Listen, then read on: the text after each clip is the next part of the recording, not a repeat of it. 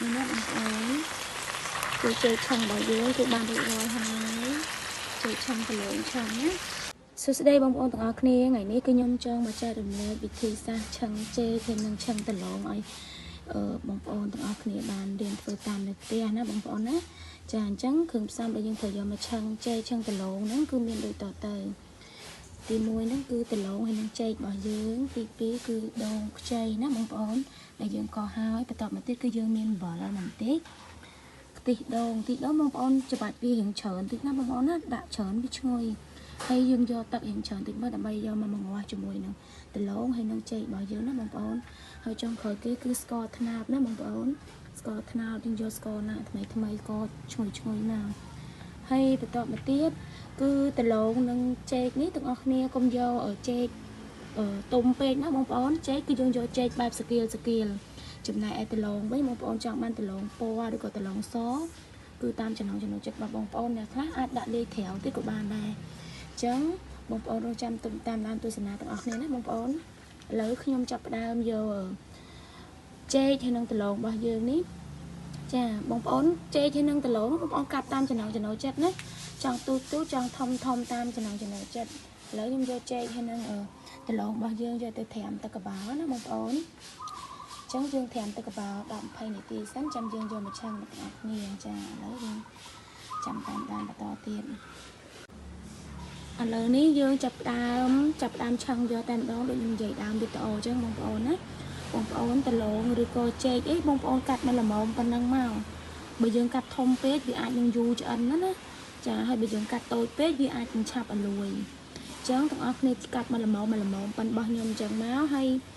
បងប្អូនអាចយកទៅត្រាំទឹកកបោរនៅពេលដែលយើងត្រាំទឹកកបោរចេករបស់យើងគឺវាឡើងជ័របែបហ្នឹងណាវារៀងរឹងសាច់ណាបងប្អូននៅពេលដែលយើងលើកពីទឹកកបោរមកវិញបងប្អូនត្រូវយកវាទៅលាងទឹកស្អាតយើង 3-4 ទឹកសិនណាអញ្ចឹងយើងបានចេកហើយនឹងដលងរបស់យើងត្រាំទឹកកបោររួចហើយអញ្ចឹងយើងចាប់ផ្ដើមធ្វើតែម្ដងណាបងប្អូន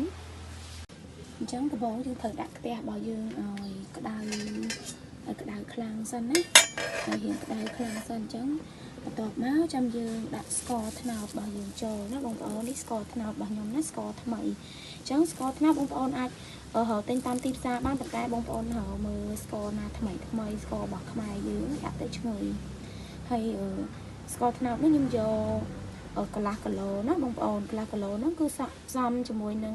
ដលងហើយនឹងចេករបស់យើងចេកខ្ញុំដាក់កន្លះស្និតហើយដលងខ្ញុំដាក់កន្លះគីឡូណាបងប្អូនអញ្ចឹងវាមកល្មមជាមួយនឹងចេករបស់យើងតែបើបងប្អូនចង់បានផ្អែមជាងនោះបងប្អូនអាចថែមស្ករតាមចំណង់ចំណូលចិត្តរបស់បងប្អូនទៀតណាបងប្អូនឥឡូវខ្ញុំចាប់ផ្ដើមដាក់ណាហ្នឹងហើយបងប្អូនឥឡូវយើងដាក់ស្ករត្នោតចូលណាដោយសារខ្ញុំដៃមួយចំហៀងខ្ញុំកាន់ទូរស័ព្ទមកទីខ្ញុំកាន់ថាស្ករអញ្ចឹងបងប្អូនដាក់ស្ករកន្លះគីឡូចូលទាំងអស់ដើម្បីលីងវាឲ្យឡើងពណ៌ក្រហមហើយឈ្ងុយណាបងប្អូនណាចាឲ្យឡើងជើងក្រងឲ្យក្រហមរៀងខ្លាំងតិចណាបងប្អូនតែកុំឲ្យខ្លោចតែខ្លោចចេកហើយនឹងដលងរបស់យើងគឺឈ្ងៀមញ៉ាំអត់កើតទេអញ្ចឹងចាំតាមដានបន្តទៀតណាឥឡូវខ្ញុំសុំកូរស្ករតិចសិនដើម្បីកុំឲ្យវាខ្លោចមួយចំហៀងបងប្អូនយើងកូរវាឲ្យសព្វស្មើណាចាឥឡូវនេះវាចាប់ដើមឡើងជើងក្រងណាតាំងទុកឲ្យវាក្រហមតិចទៀតយើងដាក់ចេកក្នុងកន្លងយើងចូលប៉ុន្តែមុនដាក់ចេកដាក់ដលងទាំងអស់គ្នាត្រូវបានហើយចាត់ចែងក្នុងស្កររបស់យើងសិនប៉ុន្តែស្ករនេះមើលទៅវាក្រហមតែវានៅស្ទើរនេះក៏តែ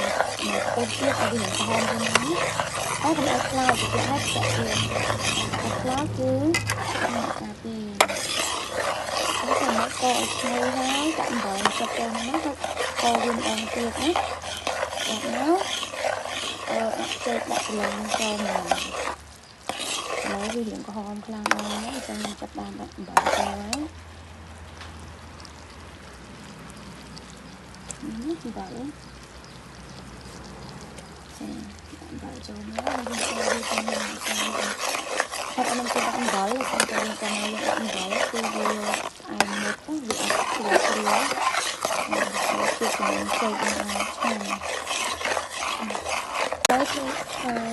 នេះស្ករយើងឲ្យបានខ្លាំងនេះអំបិលហើយស្ករវាចឹងណាខ្ញុំចាប់តាមដាក់ចេកហើយនឹងដលងយើងចូលហ្មងណាចានេះយើងដាក់ចូលទៅ តពីដាក់ចូលហើយបងប្អូនត្រូវតែកូរវា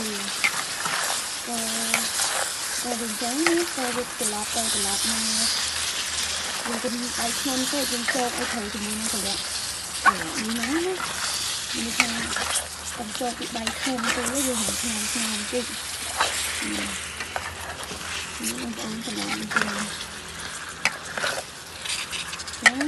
យើងចាប់អានកូរវាឲ្យស្អាតហើយយើងចាប់ដើមមកយកតាមដងបងប្អូនណាឃើញស្ករយើងឡើងក្រហមណាបងប្អូនគឺតំណក្រហមហ្នឹងប្រឡងជ័យរបស់យើងគឺមើលទៅតំណដែរណាចាហើយយើងពិសាកូរវាខោឲ្យមកពិសាឥឡូវនេះប្រឡងនឹងជ័យរបស់យើងបានពុះឲ្យបងប្អូនមើលទៅតំណចាអញ្ចឹងបងប្អូនឃើញពុះអញ្ចឹងហើយបងប្អូនយកវែកនេះវាណាកូរត្រឡប់វាដើម្បីឲ្យវាឡើងពណ៌ក្រហមសិនបន្ទាប់មកខ្ញុំយើងដាក់ទឹកដូងមួយមាស់វាឲ្យខុយតែម្ដងណា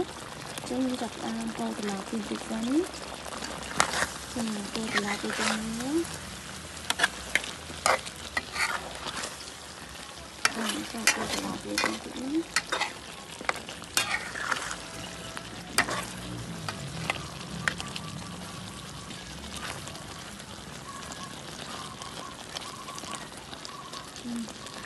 កូរត្រឡប់ទៅត្រឡប់មកតែកូរក្នុងបានហើយចាំផងអញ្ចឹងយើងទៅពីទៅទៀតយើងចាក់ពីដូងចូលហើយរំលងវាឲ្យរីងទឹកតែម្ដងណាឥឡូវចេកនេះកន្លងរបស់យើងរៀងក្រហមហើយស្ករយើងហ្នឹងក៏រៀងព្រីមដែរអញ្ចឹងយើងខ្លាចខ្លាចនេះទៅចាក់ពីដូងចូលរំលងតែម្ដងចាចាក់ទៅកណ្ដាលសិនបានណាបងប្អូនចាក់ទៅកណ្ដាលហើយរំងាស់វាចោលចឹងទៅចាមិនបានចាក់ខ្ទិះដូងចូលណាបងប្អូនឥឡូវយើងចាក់ខ្ទិះដូងពាក់កណ្ដាលទៀតចូលណាចាយើងទឹកខ្ទិះដូងយើងមិនពុះហើយឥឡូវយើងតាម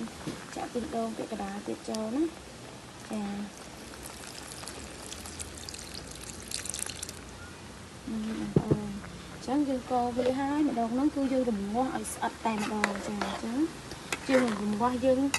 បែបណាឲ្យវាស្អិតជាប់គ្នាអញ្ចឹងតើឲ្យហិញទឹកហ្នឹងឲ្យអស់ហើយវា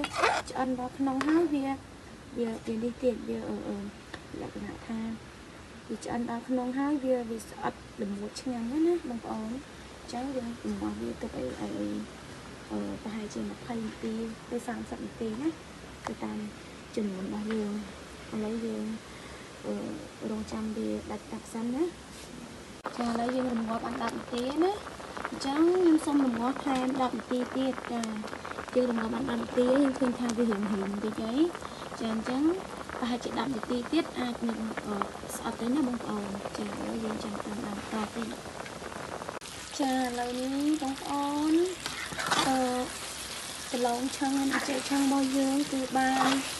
រៀងទឹកអស់ណាចាអញ្ចឹងខ្ញុំរំងាស់20នាទីមិញគឺល្មមមកស្អិតនេះឃើញទេបងប្អូនអញ្ចឹងស្អិតបែបហ្នឹងណាចាបើបងប្អូនចង់ដាច់ទឹកជានឹងទៀតក៏បានដែរប៉ុន្តែខ្ញុំគិតថាបើសិនជាដាក់ទឹកអញ្ចឹងទៀតខ្លះ